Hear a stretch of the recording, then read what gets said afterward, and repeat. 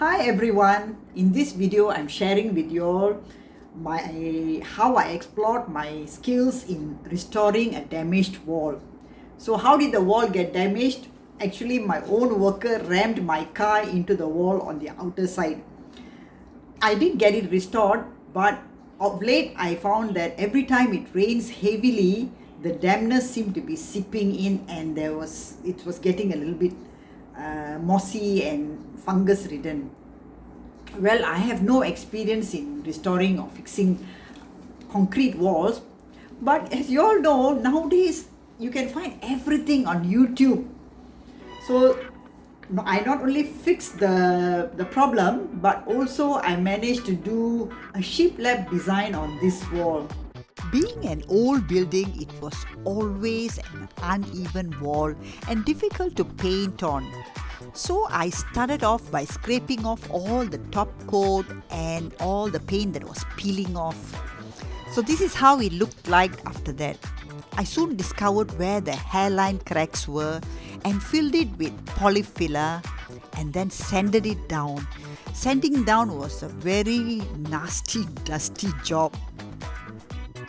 After that, I applied Nippon 5400 wall sealer, which was a waterproof sealer. Since it was a rainy season, I waited for 2 days to see whether the dampness was seeping in.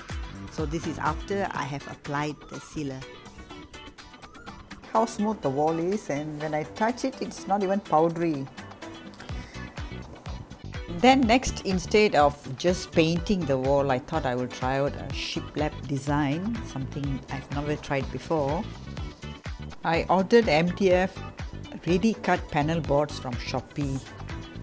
For this shiplap wall, I just have to lay the panels one on top of the other. But the measurement and leveling the panels have to be really accurate. Okay, otherwise there will be gaps. So I have to make sure that I measure and try and fit the panels accurately. The best thing is I don't have to knock nails. You see, I'm using liquid nails, so which is all available in DIY. Just using the syringe and zigzag the glue so that all parts can be covered. Believe me, they are really as strong as metal nails. Once you get the hang of paneling it, it's just laying one panel upon another. The upper parts were a bit tough for me because I had to climb up to about 10 feet. And then there were also old wiring which I removed, and then see the gaps left behind.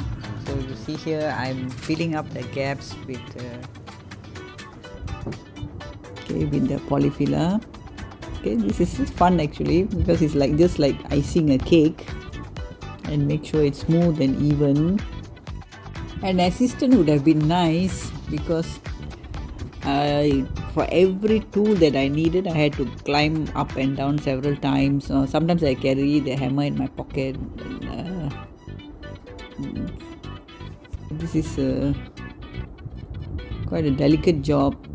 So I wanted it to be really smooth and nice.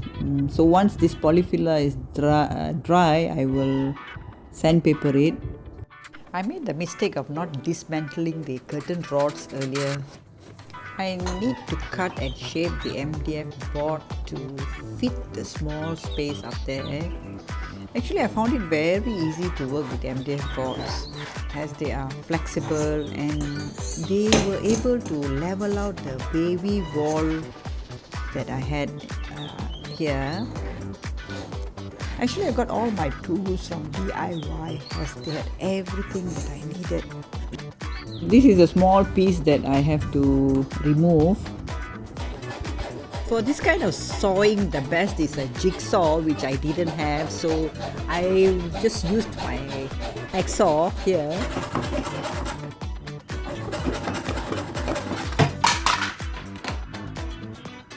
Well, you see, these edges would have come smoother if I had used a jigsaw, but then now I can sandpaper it anyway.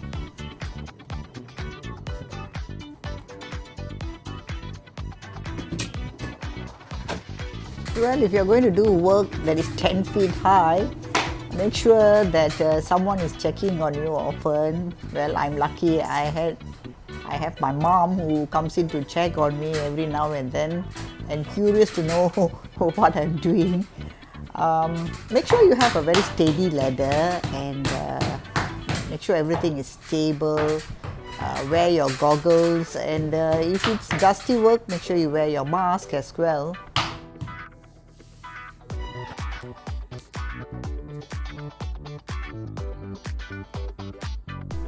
See, now the paneling is almost completed. Left the skirting for around the windows as well as the sides.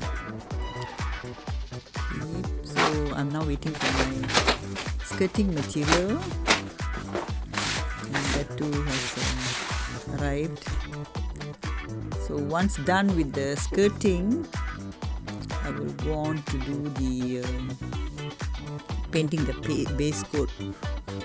See, I've already started doing the base coat. I'm using the same Nippon 5400 sealer.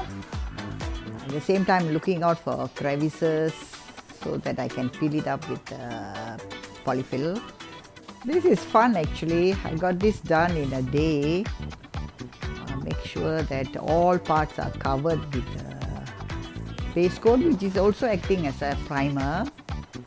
I waited for about one whole day to let it get dry. I chose Nippon Sky Blue for my top coat. This wall needed 2 coats of paint. Painting a wall is actually a therapeutic activity, I must say. These were the days where it was raining heavily during the afternoons, so you can hear the rain outside. For this project, I actually didn't set any deadlines. I spent rainy afternoons like this doing this paint work. I had the music on, and sometimes in between I was dancing because I felt so happy and my adrenaline was flowing.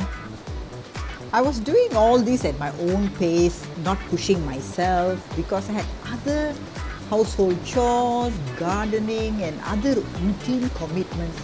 But then every day I was looking forward to see my progress and outcome of these new skills that I'm picking up. Technically speaking, I would say that I've solved the problem of a damaged wall, as well as using this shiplap technique. I have managed to even out a wall that has been very wavy all these years. I must say it here that we are indeed a blessed generation. Even though I'm 64, I'm able to undertake this kind of project, which we usually used to hire out to contractors.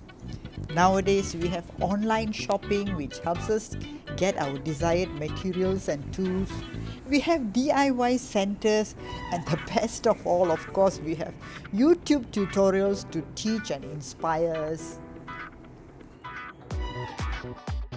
So I suppose this is one of the activities that can keep our physical and mental energies vibrant as we age gracefully.